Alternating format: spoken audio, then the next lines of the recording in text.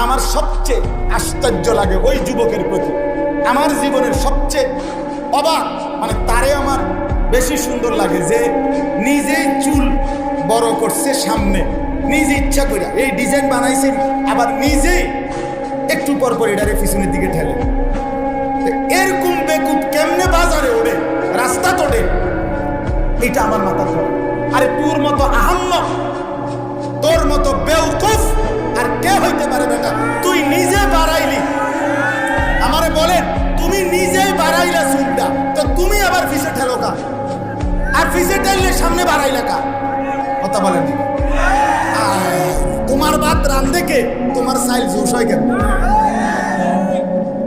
আমি বুঝি তোমার ভাত রান্ধে কে?